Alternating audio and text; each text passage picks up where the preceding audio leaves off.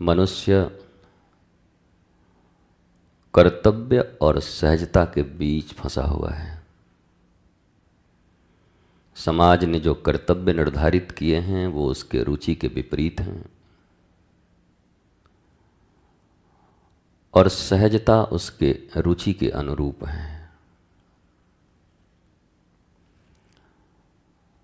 इसलिए इस जीवन में तुम जीते हुए बहुत कम लोगों को देखते होगे। सब बस कर्तव्यों को बोझ की तरह अपने सिर पे गठरी बनाकर ढो रहे हैं। थके हैं, हारे हैं, क्लांत हैं। जीवन है पर मृत्यु जैसी है। प्रति क्षण मृत्यु हो रही है। वो मृत्यु नहीं जो आने वाली है, तुम्हारे आकांक्षाओं की, अपेक्षाओं की, चाहतों की। हर क्षण मौत हो रही है। तुम कितने भी बड़े हो, धन, पद इत्यादि के द्वारा, या छोटे हो, पर हर क्षण तुम्हारी बहुत सारी इच्छाएं मर रही हैं। तुम चाहते हो पर पूरी नहीं हो रही हैं। और धर्म, आध्यात्म या आत्मज्ञान किसे कहा गया? सिकंदर और डायोजनीज की ये जो कथा है वो हमको बहुत बताती है इस विषय में। सिकंदर ने कहा कि एक राजा आया है तुमसे मिलने। बोला ये तो बाद में तय होगा, राजा कौन और रंग कौन, फकीर कौन। राजा की परिभाषा क्या है? बोला जिसके पास सब कुछ हो। बोला नहीं, उससे भी बड़ी बात है जिसकी कोई चाहत ना हो। क्या तेरी चाहत मिट गई है? सिकंदर मौन हो गया। डायोजनीज ने कहा कि मेरी तो सारी चाहत मिट गई है। चाह गई, चिंता गई, मनुआ भई बेपरवाह। और अब इसको कुछ नहीं चाहिए, इसलिए नदी के तट पर उलंग नंगा पड़ा हुआ सूर्य की किरणों के ताप को ले रहा है। इसलिए तय कैसे हो कि राजा कौन और फकीर कौन? प्रमाण के तर्क के कसौटी पर अगर कसेंगे तो सिकंदर भिखारी लगता है और वो संत राजा लगते हैं, महाराज। इस संसार में एक चीज बड़ी हाइड है, छिपी हुई। छोटे और बड़े की परिभाषा, धनी और गरीब की परिभाषा।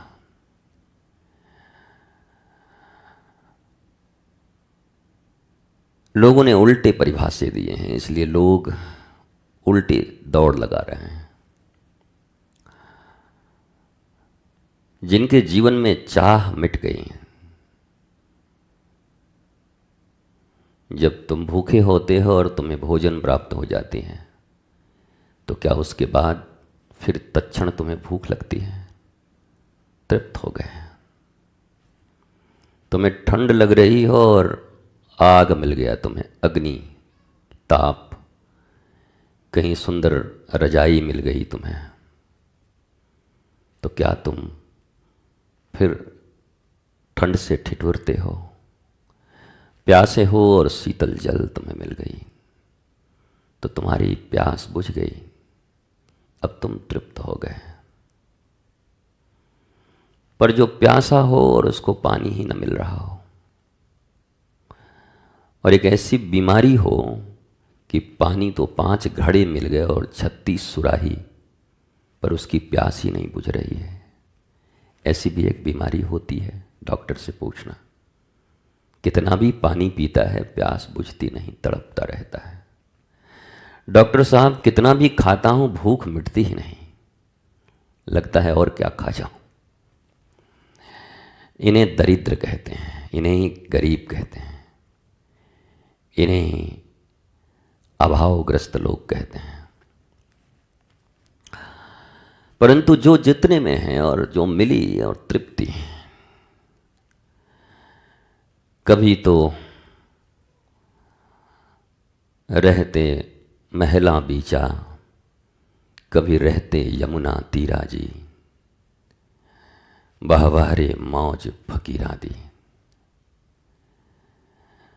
न महलों के कक्ष की चाहत है और न यमुना के तीर पर रहने से इसे कोई दुख है। इसलिए वास्तविक महाराज शब्द जिनके लिए प्रयोग करते हैं, वैसे तो प्रिंटिंग प्रेस है, सोशल मीडिया है, अपने नाम में तुम भी महाराज लगा लो, कौन रोकेगा। महाराज धतूंगा प्रसाद, घड़हरी महाराज लगा लो, पर क्या तुम महाराज हो जाओगे? तुम्हारी वासनाएं ऐशनाएं तृप्त हो गई हैं, जो मिलता है उसे सहजता से स्वीकार करके और जीवन के आनंद में डूबे रहते हो। ऐसा है? नहीं है। तो फिर महाराज शब्द तुम्हारे लिए नहीं बना है। महाराज शब्द उनके लिए बना है जो हर अवस्था में तृप्त हैं, दीप्त हैं। इसलिए समाज ने बड़ा कंफ्यूजन पैदा किया है कि गरीब कौन, अमीर कौन, इन लोगों ने झूठी परिभाषाएं गढ़ी हैं। पर महात्मा, ध्यानी, ज्ञानी, साधक, आत्मज्ञानी समाज की गढ़ी इन झूठी परिभाषाओं को कभी नहीं मानता। वो अपनी मौज में रहता है। पर जो तुम्हारी तरह अज्ञानी लोग हैं, वो समाज के ही इस बनाए अभिमन्यु के चक्र में है। जिस चक्र में अभिमन्यु फंसता है, कौरवों के चक्र में, चक्रव्यूह में फंसकर मारा जाता है। परंतु जो आत्मज्ञानी है वो किसी चक्रव्यूह में नहीं फंसता। वो सहज है, सीधा, सरल, स्ट्रेट फॉरवर्ड, कहीं सरपीली चाल नहीं है उसकी। जो है वैसा ही है, और इसी को धर्म कहते हैं, इसी को जीवन कहते हैं। बहुत से लोग पूछते हैं कि जीवन की परिभाषा क्या है? यही तो है, जहां तुम्हें सब कुछ प्राप्त है। नहीं गुरुजी, मुझे तो प्राप्त नहीं। अगर ईश्वर सब कुछ है तो तुम्हें सहजता से प्राप्त है, तो सब प्राप्त है। भटकाव जितना बाहर होता है, उलझने उतनी बढ़ती जाती हैं। यात्रा जितनी आंतरिक होती है, उलझने घटती, मिटती, समाप्त होती और तरल, सरल, सजल गंगा की प्रवाह की तरह हो जाती है, धारा की तरह फिर जीवन। बस बात बाहर और भीतर की है। तुम्हारे घरों में भी इस बात का प्रयोग करते हैं, बाहरी कौन भीतरी कौन। अरे भैया चुप रहिए, बाहरी लोगों के सामने ये सब बात नहीं करते। घरेलू लोग रहेंगे, भीतरी लोग हम लोग रहेंगे, तब बात करेंगे। तुम्हें भी पता है कि बाहरी लोगों के साथ कैसे जीना है और भीतरी लोगों के साथ कैसे जीना है। पर जब जीवन के वास्तविक यात्रा पर तुम निकलते हो, तब भूल जाते हो। तब तुम केवल बाहरियों के बीच घिर जाते हो। ये सारी इंद्रियां बाहर ही देखती हैं, बाहर ही सुनती हैं, बाहर से ही रस पान करना चाहती हैं, और फिर एक इंद्रिय के रस को आज तक कोई पूर्ण न कर पाया, तो इन 10 इंद्रियों के रस को या पंच तन मात्राओं को शब्द स्पर्श रूप रस गंध, इसको तुम कैसे पूर्ण करोगे? तुम मर खप जाओगे। जैसे कहते हैं ना, मर खप गया बेचारा इसी में। गाँव में कहते हैं ना, यहीं जन्म लिया यहीं मर खप गया बेचारा, करजई लिया करजई में मर खप गया। तुम भी तो मर खप गए। तुम कौन से बहुत विराट एक ऐसे पद प्रतिष्ठा और ऐसे आनंद के पुष्प बनकर खिले कि स्वयं भी सुंदर दिखे, सुगंधित रहे और लोगों को भी सुगंध देते रहे। तुम्हारे भीतर भी दुर्गंध है, तुम्हारे साथ रहने वालों को दुर्गंध है, तुम्हारे आसपास वालों को दुर्गंध है, तो तुम्हारा ही जीवन कौन सा फूलों की तरह है? जीवन पुष्प की तरह न हुआ तुम्हारा। तुम स्वयं खिले नहीं, खुले नहीं। जो खिलता है वो खुलता है, और तुम कभी खुलते नहीं हो, बंद हो। सामाजिक बंधन, सामाजिक अज्ञानता, ये जो सामाजिक रूल्स एंड रेगुलेशंस हैं ना, वो सब अज्ञानता हैं। अब गुरुजी समाज को तो लेके चलना पड़ेगा। भाड़ में जाए समाज। कौन सा समाज? वो समाज जो तुम्हें जन्म से लेकर मृत्यु तक एक बार भी सच्चे मनुष्य होने का एहसास तक नहीं कराता, जो तुम्हें अनुभूति तक नहीं देता। वो समाज, वो नियम, वो बंधन, वो अज्ञानता। क्या हजारों अंधों के गांव में तुम्हारे एक आंख वाले होने से तुम अल्पसंख्यक हो जाओगे और तुम्हारे वोट कम हो जाएंगे, इसलिए तुम असत्य साबित हो जाओगे? आंखें तुम्हारे पास हैं, तुम अकेला ही काफी हो। इसीलिए सत्य सदा अकेला होता है। सत्य के साथ कभी भीड़ नहीं चली, कभी नहीं। कृष्ण के साथ खड़े हैं तो केवल अर्जुन खड़े हैं, सुनने वाला भी 100-200 नहीं है। और अर्जुन के साथ भी कोई खड़ा है तो केवल कृष्ण खड़े हैं। कोई 100-200 में निष्ठा नहीं है अर्जुन की। सर्वधर्म परित्यज्य माम एकम शरणम व्रज, अहम त्वा सर्व पापेभ्यो मुक्तिष्यामि मा शुचा। एक जीवन के इस सबसे बड़े धोखे और सबसे बड़े गड्ढे में हमें फंसाया गया, इसी समाज ने फंसाया। अज्ञानता से भरा हुआ समाज जीवन भर जो कलप कलप के जिया हो। तुम्हारे गांव में कहते हैं ना, कलपत हैं बेचारे, कलपत हैं, कलपत हैं। कलप कलप के जो जी रहा हो, कोस रहा हो, तनाव हो, अवसाद हो, विषाद हो, आभाव हो, दूसरों का प्रभाव हो, विकृत स्वभाव हो, ऐसे लोग 1 करोड़ नहीं 8 अरब भी हों तो क्या वो सत्य हो जाएंगे? बहुमत और सतमत में बहुत अंतर होता है। बहुमत बस आदमी की मुंडी गिनी जाती है और 18 साल का हुआ कि नहीं। 18 साल का रावण भी वोट देने को अधिकारी है, 18 साल का कंस भी वोट देने को अधिकारी है। पर सत्य का मत अलग है, वो अकेला है। हम अक्सर कर्तव्यों में, कर्मों में फंसे और उलझे लोग हैं। और ज़्यादातर लोग यही कहते हैं, गुरुजी अब क्या करें, आप लोग जैसा जीवन होता तो हम भी आनंद में रहते, लेकिन अब कर्तव्य का कर्तव्य। क्या गीता में इसी कर्म और कर्तव्य की बात की गई है? क्यों बदनाम करते हो भाई? तुम अज्ञानी हो, तुम्हें ज्ञान नहीं। इस पृथ्वी के पहले मूर्ख तुम हो, तो तुम उस मूर्खता का उद्घोष धर्म की आड़ लेकर और धर्मयुक्त वचन का प्रयोग कर रहे हो कि मैं अपने कर्तव्यों का निर्वाह कर रहा हूं। कौन से कर्तव्य?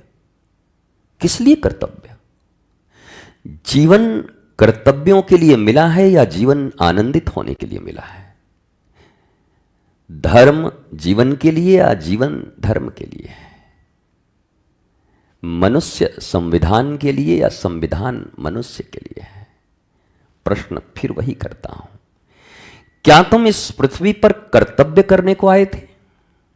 और वो कर्तव्य जिसमें कहीं तुम्हारी कोई रुचि नहीं, कोई शुचिता नहीं, पवित्रता नहीं, अपनापन नहीं, आनंद का कहीं वास्तविक बोध नहीं। गम उठाने के लिए मैं तो जिए जाता हूं। ये गाने हैं तुम्हारे, ये बॉलीवुड के सुपरस्टार हीरो जिनको तुम अपने मस्तक पर बिठाए रहते हो, ये तुमको कह रहे हैं कि गम उठाने के लिए जिए जाता हूं मैं। तो तू मर जा, तुझे नाहक ही मैंने सुपरस्टार माना, अब दोबारा तुम्हारी फिल्म क्या तुम्हारी शकल भी नहीं देखूंगा। ऐसे आदमी का शकल फिर देखूं जो हमारे इस देश ही नहीं, इस पृथ्वी के महानायक, श्रेष्ठ नायक श्री कृष्ण की गीता के बिल्कुल विपरीत बात करता हो कि गम उठाने के लिए मैं तो जिया जाता हूं। ऐसे ही न जाने कितनी कविताएं, कितनी शायरियां, कितने डायलॉग, कितने फिल्म के स्क्रिप्ट ने तुम्हारे पहले से ही विकृत मति को और कुमति के कीच से भर दिया। सुमति तुम्हारे भीतर नहीं है। और कुमति प्रधान लोग कभी भी जीवन में आनंदित नहीं हो सकते। कुमति निवार्य सुमत के संगी, पर तुम सुमति का संग चाहते ही नहीं हो। तुम्हारे आस पास मित्र, परिवार, अपने सब कुमति वाले हैं, तुम्हारे औरे को छिन्न भिन्न कर रहे हैं। बड़ी मुश्किल से एक सच्चे गुरु के साहचर्य सानिध्य में थोड़े ध्यान, थोड़े ज्ञान से अपने औरे को जब शुद्ध करते हो, लेकिन तुम्हारे फिर यही कर्तव्य, उन अयोग्य व्यक्तियों के प्रति तुम्हारी सहानुभूति, उन अयोग्य व्यक्तियों के प्रति तुम्हारा लगाव, उन अयोग्य और विधर्मी व्यक्तियों के प्रति तुम्हारी रिश्तेदारी तुम्हें गांधारी बना करके और धृतराष्ट्र बना करके खड़ा कर देती है। तुम इसके लिए पृथ्वी पर नहीं आए हो। किसने सिखाया तुम्हें ये? किसने बताया? कहां लिखा ये कि तुम कर्तव्य के लिए आए हो इस संसार में? किस लिए? कौन सा कर्तव्य? वो कर्तव्य जिसमें तुम्हारा थोड़ा भी रस नहीं, और भगवान का नाम है रसो वही सह। जहां रस नहीं वो कर्तव्य क्यों? छोड़ो ऐसे कर्तव्यों को जहां रस नहीं। मरे मराए लोग आश्रमों में पड़े रहते हैं, कोई रस नहीं उन्हें इस जिंदगी में, बस जीवन काटे जा रहे हैं। मरे मराए घरों में पड़े हुए हैं कई परिवार, कोई जीवन में रस नहीं, दुकानों में कोई रस नहीं, बैठे हुए मक्खी मार रहे हैं, मर रहे हैं। अब हमें गालियां मिलेंगी आज फेसबुक और इन सब पर, बाबा जी तुम्हें तो खाने को बहुत मिलता है इसलिए भाषण निकल रहे हैं, जरा 2 पैसे कमा के खाओ तब पता चलेगा तुम्हारे बाप की नहीं खाता, आत्मज्ञान की कमाई खाता हूं। मेरे गुरु, मेरे माता पिता और मेरी बोध और प्रज्ञा ने मुझे ये 2 रोटी प्रदान की है। भीख नहीं मांगता, भिक्षा नहीं करता, दीक्षा जरूर करता हूं, देता हूं, भिक्षा नहीं। इसलिए इनकी तो बातें ही छोड़ो, ये बातें तुम्हारे लिए हैं जो गालियां देने को ही उत्पन्न हुए हैं, जिनका जीवन गालियों से ही प्रारंभ है, और इसी ईर्ष्या, इसी द्वेष, इसी कुतर्क, इसी अधमता में जिनकी मृत्यु होनी है, उनसे सत्पुरुष वार्ता भी नहीं करता। रावण से कहां राम कोई वार्ता करते हैं? भेजते हैं लोगों को, समझते हैं उसकी मति को। बोला ये बात करने के योग्य नहीं है। कृष्ण से कहां वार्ता करते हैं?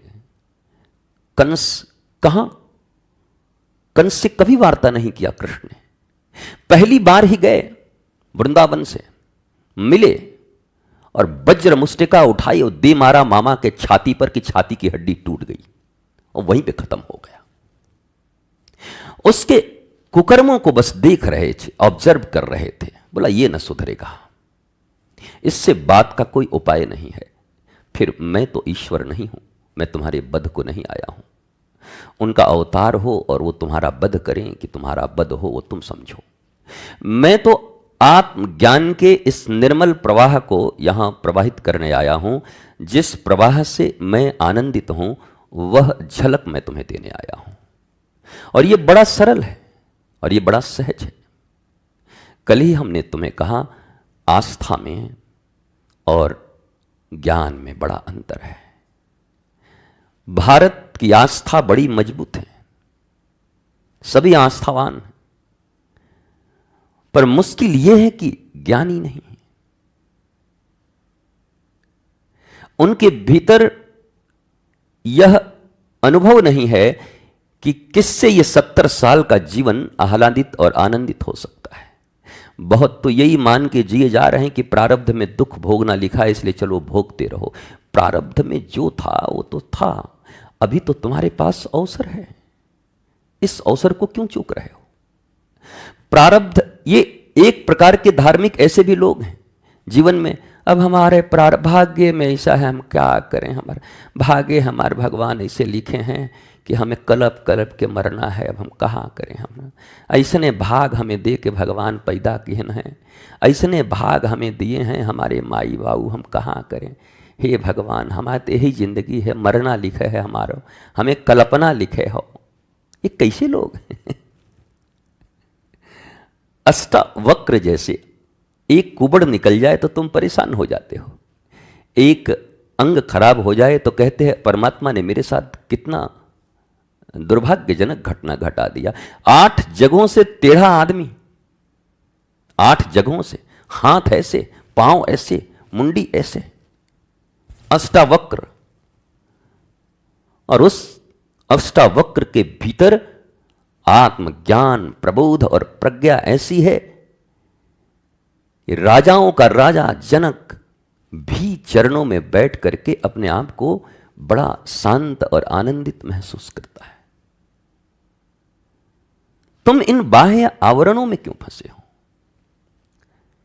क्या कारण था? कोई अष्टावक्र हुआ न हुआ इस पर कोई विचार नहीं करते। कोई अष्टावक्र का अस्तित्व था नहीं था, न तुमने देखा न हमने देखा, जैसा कि आज के लोग कहते हैं, आज की युवा पीढ़ी कहती है, नहीं मानती। हम कैसे मान लें? हालांकि मैं उन्हें कहता हूं तुमने तो देखा अपने परदादा को भी नहीं, पर तुम्हारे परदादा से ही तुम्हारा दादा आया होगा और दादा से ही पिता आया होगा और फिर उससे ही तुम आए होगे। एग्जिस्टेंस तो उनका है, तो नहीं मानते। लेकिन जरा सोचो, अगर ये कथा भी बनाई गई तो क्या कारण है कि ज्ञानी को इतना कुरूप बनाया गया? अर्थात इस शरीर की महत्ता जो अज्ञानी लोग इस संसार में देते हैं कि शरीर ही सब कुछ है, देह से शुरू और देह पे खत्म, देह से ही ये कहानी शुरू हुई और देह पे ही खत्म हो गई। देह से शुरू हुई यह मजबूरी है, यह भी सत्य है, पर विदेह हो कि यह पूर्ण हो, यह तुम्हारी उपलब्धि है और यह उपलब्धि तुम्हें प्राप्त करनी होगी।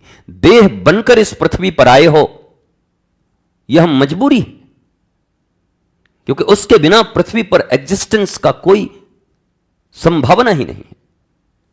लेकिन देह में ही मर जाओ, देह बनकर आए, यह पाप नहीं है, लेकिन देह बनके ही मर जाओ घोर पाप है। और इस दुनिया में धर्म के नाम पर, संप्रदायों के नाम पर, मतों के नाम पर ऐसे ही लोग हैं जो निष्ठा से कहते हैं मैंने पालन किया, पर देही आए थे, देह में ही कष्ट भोगते रहे और देह एक दिन मिट गई, तुम्हें मिला क्या?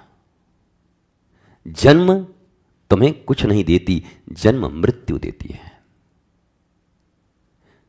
जन्म पे इतने नगाड़े बजाते हो ना, तालियां बजाते हो, थालियां बजाते हो, मौत देती है। जन्म हुआ नहीं कि मृत्यु आ गई तुम्हारे साथ। कोई बच्चा कभी अकेला जन्म नहीं लेता अपनी मां के गर्भ से।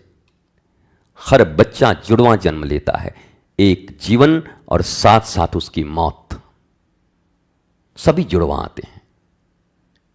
लेकिन इस बीच में धर्म और आध्यात्म की एक कड़ी है जो इस विनाशी शरीर को अविनाशी बनाती है। आत्मस्थ आत्मज्ञ आत्मवेता होते ही तुम अब अविनाशी हो जाते हो।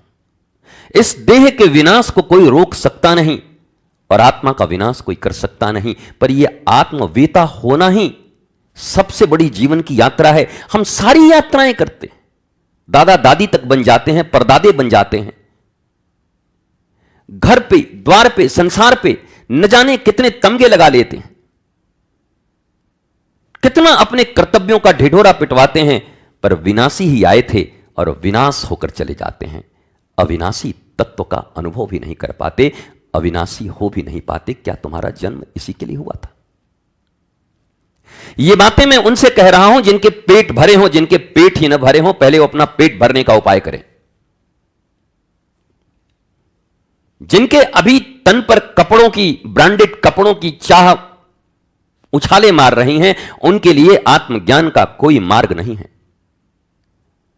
जिनके अपने शरीर के शौक ही अभी अधूरे हैं, पहले तुम उन्हें ही पूरे कर लो, यद्यपि कभी पूरा होने वाला नहीं है। जब डायोजनीस से कहा सिकंदर ने कि अगली बार मैं परमात्मा से यही मांगूंगा कि बनूं तो सिकंदर नहीं आपके जैसा, उसी समय गुरु ने कहा तू बेकार की बात करता है, अगले जन्म क्यों, अभी और इसी वक्त यह हो सकता है। यह नदी का तट इतना बड़ा है, यहां कोई भीड़ नहीं, एक तरफ मैं सोया हूं, अभी कपड़ा उतार और तू भी सो जा, अगला जन्म नहीं, अभी ही डायोजनीस बन जा, तुम अगले जन्म में क्या बनोगे। और याद रख, यह अगला जन्म तेरा होना नहीं है, कब होगा क्या होगा कुछ खबर नहीं। और जिस यात्रा की तू बात कर रहा है, आज तक उस यात्रा से कोई वापस नहीं आया।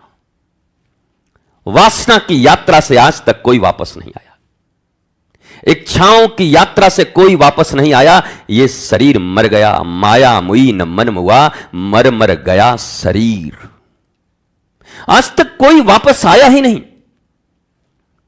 लेकिन हर मनुष्य के मुख में एक ही साज, एक ही आवाज है। उससे पूछो, बस गुरुजी ये काम हो जाए, फिर धर्म ही तो करना है।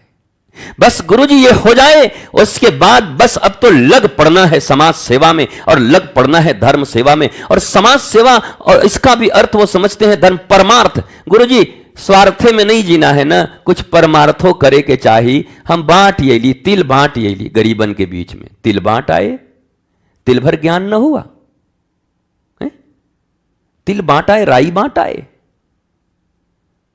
तालाब से निकाल के काई बांट आए,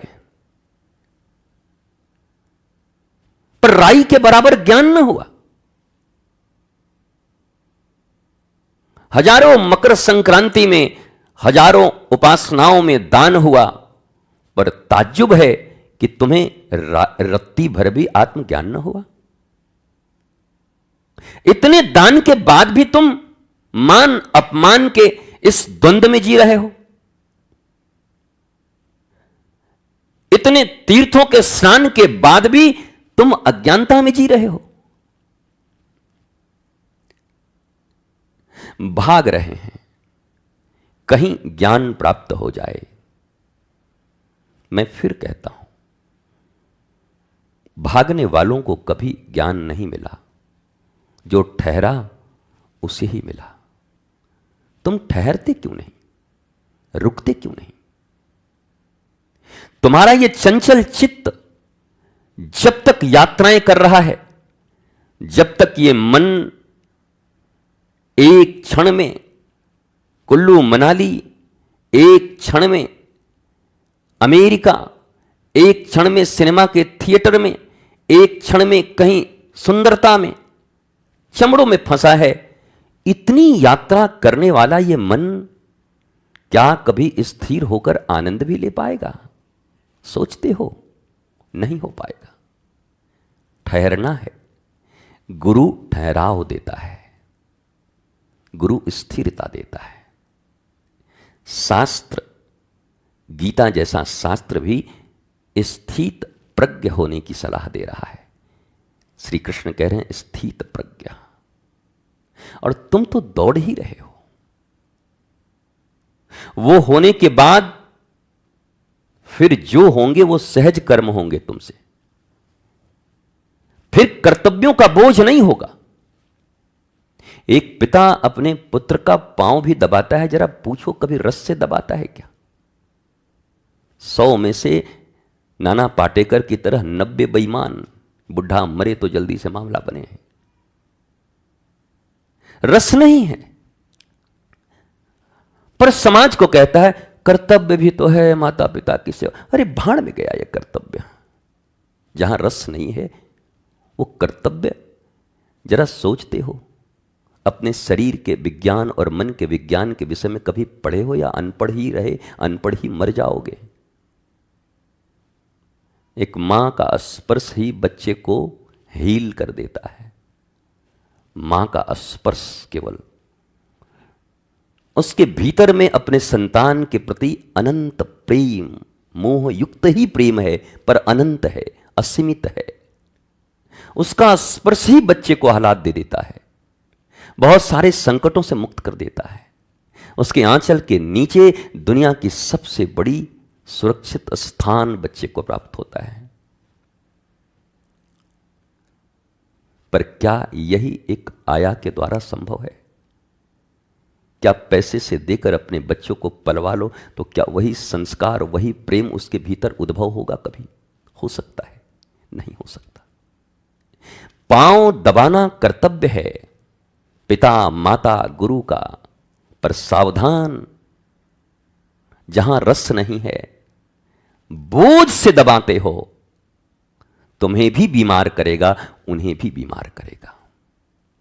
ध्यान से लिख लो इसको और जाओ पूछो मनोविज्ञान से, और पूछो जितना साइंस डेवलप हुआ है कि तुम्हारे शरीर के भीतर से निकल रहे किरणों का क्या प्रभाव किसी के ऊपर पड़ता है। आदमी कैसे कहते हैं बड़ा मनहूस आदमी है, ये आ गया तो समझ लो मनहूसियत फैल जाएगी। अरे कर सवेरे कर मुंह मत देखिए भाई, बड़ा एकदम वहां दुखी आदमी है, ये जहां जाते हैं वहां दुख फैला देते हैं।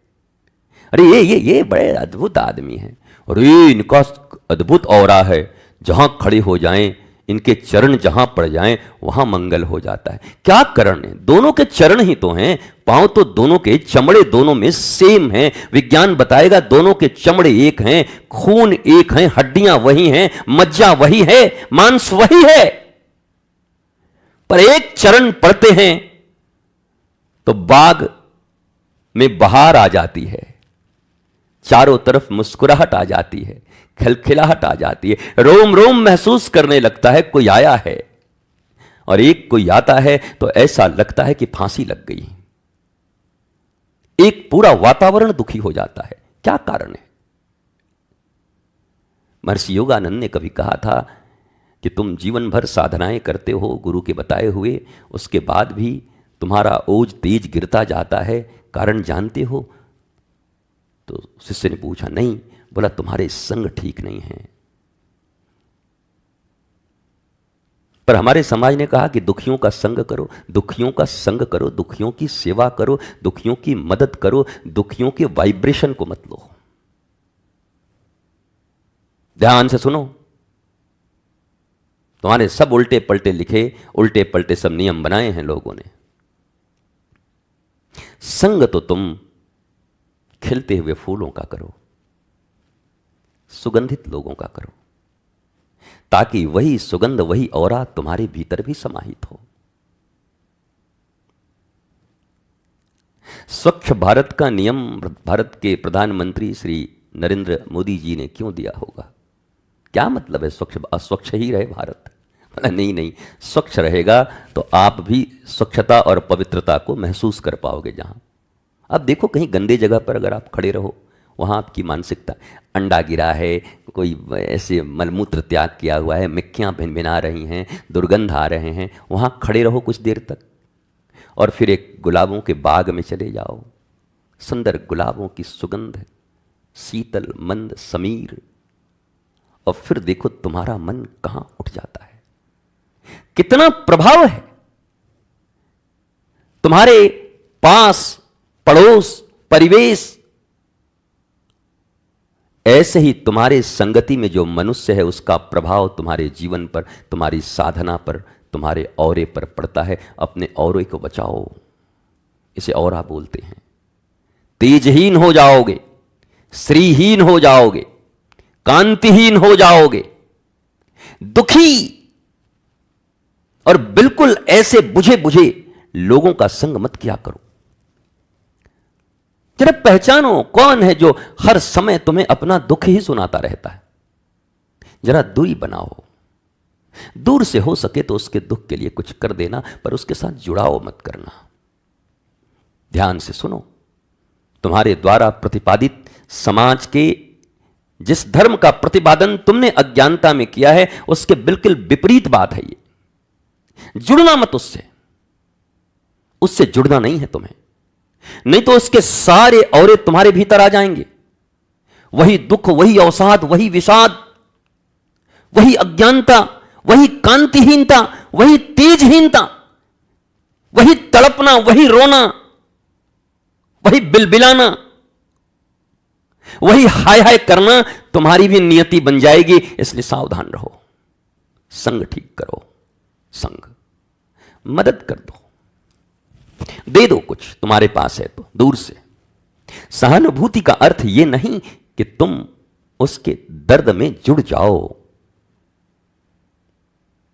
सहानुभूति का अर्थ यह है कि इस स्थिति में है, इनके पास अभी भोजन करने को कुछ नहीं, अब मेरे पास मेरे भोजन करने से ज्यादा है तो ये परमात्मा का इनको दे दिया। सहानुभूति का अर्थ ये नहीं कि तुम उससे जुड़ जाना, उसको भोजन दे देना, भोजन देने के बाद फिर उसी से जुड़ जाना, भरत की तरह मृग के बच्चे से, हिरण के बच्चे से, और पत्नी छोड़ा, बच्चे छोड़े, राज छोड़ा और फिर हिरण के रूप में जाके जन्म ले लिया। तुम भी तो दिन रात ऐसे ही संगति कर रहे हो, ऐसे दो कौड़ी के लोगों के साथ संगति कर रहे हो। और जब मैं कभी कहता हूं अपने लोगों को इसका संग मत करो तो मेरी तरफ गुरगुराते हैं, मेरी तरफ देखते हैं, आप कैसे हो, क्या आप सबसे नाराज ही रहते हो? ऐसी बातें करते मुझसे। मैं नाराज नहीं रहता, मैं तुम्हारे औरे को बचाने के लिए थोड़ा जागृत हूं, चाहता हूं तुम्हारा औरा बचे, तुम्हारा तेज बचे, तुम्हारा ये आवरण बचे।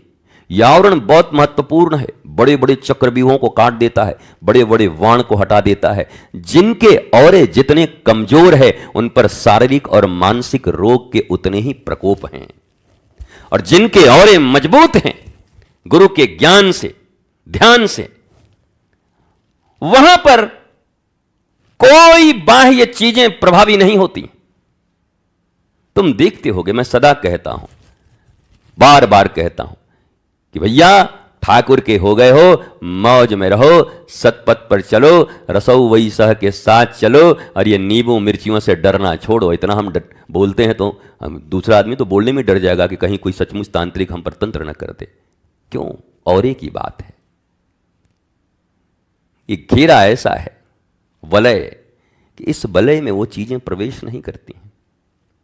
तुम्हारे वलय इतने कमजोर हैं, ऐसा रुग्ण बना रखा है तुमने अपने ही संगियों, अपने ही साथियों, अपने ही रिश्तेदारों, अपने मित्रों के द्वारा। मदद करो, संग मत करो। उनका दुख अपने भीतर मत लो। ये दुखी लोग, ये सदा रोने वाले लोग, सदा शिकायतों में डूबे रहने वाले लोग, सदा निंदा में डूबे रहने वाले लोग, अगर अपने को निरोगी रखना चाहते हो शरीर से, मन से, और चाहते हो कि लक्ष्मी और नारायण का वास हो तुम्हारे घर में, वास्तव में चाहते हो राधा और कृष्ण नृत्य करें तुम्हारे घर में, तुम्हारे जीवन में, तो ऐसे लोगों से दूरी बनाओ। योगानंद ने कहा कि अगर ऐसा कुछ हो गया, वलय खराब हो गए, तो थोड़े बहुत कुछ ध्यान कर लिया करो। कभी कभी को महसूस करो कि मेरे गुरु और मेरे ईश्वर का दिया हुआ अनंत ऊर्जा मेरे भीतर में। डॉक्टर शिव करते रहते हैं, दरअसल वो एक वैज्ञानिक पद्धति है। उनको लोग कहते हैं कि वो तो बोलते ही रहते हैं हर समय, एक बहुत बड़ी वैज्ञानिक पद्धति है। उनको बोलो मैं अनंत अनंत शक्तियों का स्वामी हूं, ये बोलना ही उस अनंत शक्तियों के स्वामी से जुड़ना हो गया। अरे हम तो बोल भी रहे हैं तो अनंत शक्तियों के स्वामी के साथ रिश्ता जोड़ रहे हैं, तुम बोल भी रहे हो तो ढक्कन लाल के साथ जोड़ रहे हो, झगाड़ू प्रसाद के साथ, जो भिन भिना रहे हैं रोज, जो घिन घिना रहे हैं, जो रोज केवल निंदा पुराण खोल के बैठे हैं। इससे तो अच्छा है कि उससे रिश्ता जोड़ो, मेरा वो है। हे प्रभु, और हर समय कभी कभी आंखें बंद करके मैं महसूस करो कि आपके भीतर दिव्य तेज है। जब कोटि सूर्य समप्रभा, मेरे गुरु ने मुझे देखा है, मेरे कृष्ण ने मुझे देखा है, मैं उनकी संतान हूं। ओह कितना तेज होगा मेरे भीतर। ये देखो ऊर्जा का एक चक्र चारों तरफ मेरे है। इन चिंतन में रहो, इसे धीरे धीरे धीरे धीरे धीरे इसका ध्यान करो। उन्होंने लिखा अपनी एक जगह पर कि एक मेरा साधक मित्र, उसकी बड़ी तेज थी, बड़ी कांति थी, बड़ा उज्जवल था, अचानक धीरे धीरे रुग्ण होने लगा। हमने पूछा भाई क्या बात है, तुम ऐसे क्यों हो गए? मैंने बस उसके संग की खबर ली तो देखा एक महानिंदित, महा दुखी, दिन रात जिसको दुख। दुनिया, भगवान भी गरीबों के नहीं है, भगवानों यहाँ कुछ नहीं करते हैं। अरे भगवान भी, ये देख रहे हैं आश्रम में क्या व्यवस्था चल रही है, बताइए उनके लिए हो रहा, हमारे लिए ये कुछ नहीं हो सकता, हम जैसे लोगों के लिए कहीं कुछ नहीं है। उस व्यक्ति का पूरा वलय समाप्त हो गया। योगानंद ने कहा खबरदार, संग त्याग दो। कहते हैं 20 दिन के अंदर फिर उस व्यक्ति के चेहरे पर कांति वापस आ गई, केवल संग छोड़ने मात्र से चमक आ गई चेहरे पर, व्यक्ति मुस्कुराता हुआ नजर आने लगा। पर आज का रिलेशन और रिलेशनशिप कैसा है, तुम उनका दुख सुनो, भाड़ में जाओ, ऐसा रिलेशन मत निभाओ। हम तो डूबेंगे ही सनम, तुमको भी डुबा के मारेंगे। तुम इसके लिए आए हो हमारी जिंदगी में, तुम जाओ खुद डूबो मरो, तुमको जो करना है। रिलेशन संबंध उनसे रखो, संबंध। तुम चाहते क्या हो अपने जीवन में?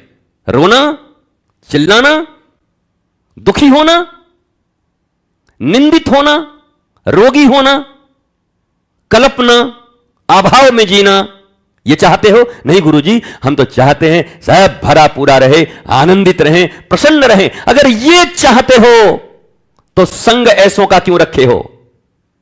उनका प्रभाव पड़ेगा ही, यह विज्ञान है। यह धर्म की बात नहीं है, विज्ञान की बात कर रहा हूं। कोरोना में इतनी दूरी बना लेते हो, एक वायरस, बाप तक का अंतिम संस्कार नहीं किया लोगों ने, चेन में बंद कर दिया प्लास्टिक के जिप में और भेज दिया ऐसे करके पैसा देके। बेटा मर गया तो बाप नहीं किया अंतिम संस्कार। विज्ञान ने कह दिया खबरदार नजदीक मत आइएगा, जिप में बंद कर दिया, चेन में और भेज दिया। यह विज्ञान है।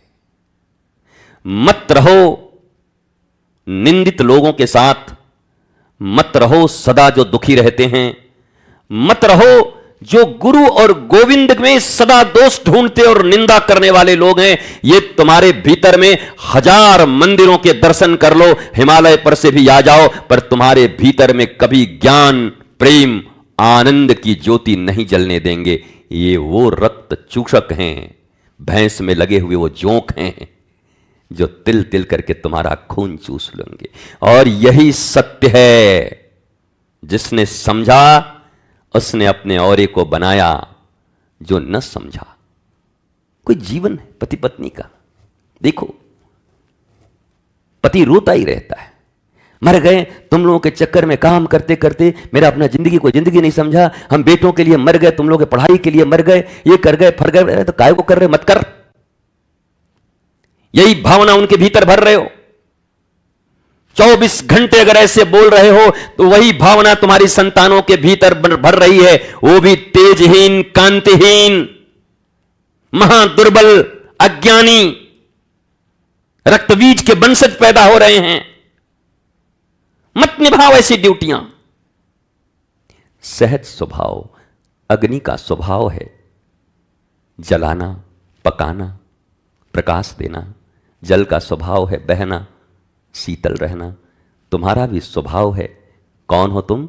ईश्वर अंश, जीव अविनाशी, चैतन अमल, सहज सुखराशि। तुम अपने सहज स्वभाव को क्यों छोड़ रहे हो? तुम सच्चिदानंद के अंश हो, सच्चित आनंद के। तुम अपना स्वभाव क्यों छोड़ रहे हो? इस दो कौड़ी की समाज के लिए तुम स्वभाव छोड़ रहे हो, सहजता छोड़ रहे हो, सरलता छोड़ रहे हो।